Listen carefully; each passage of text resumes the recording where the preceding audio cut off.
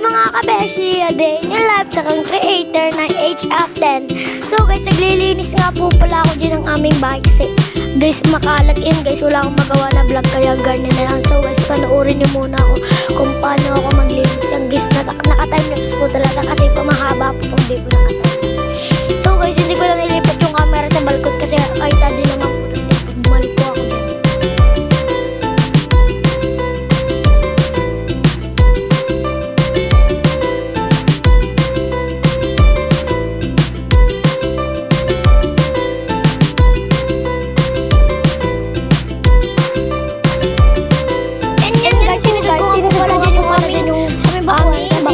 Kasi po nilinis so guys, ang gusto ko yung guys, pinanasan ko na din. So guys, makikita nyo naman yung mga unang dyan walang punda. So guys, po lalagyan ko po yung mga ng punda.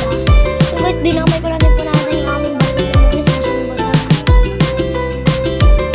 And so yun guys, naglalagay na nga po pala ako ng punda ng aming unan. So guys, kikita nyo naman naglalagay ako para harapan po ko yung mag-zipper. Kaya tinulungan po ako ni mame.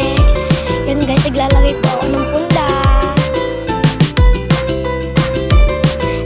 Umalis nga po pala ako, nagpunta nga po pala ako dyan sa kwarto kasi po kulang pa po ng isang punta. So yan guys, pinagpatuloy ko na po yung paglagay ng punda.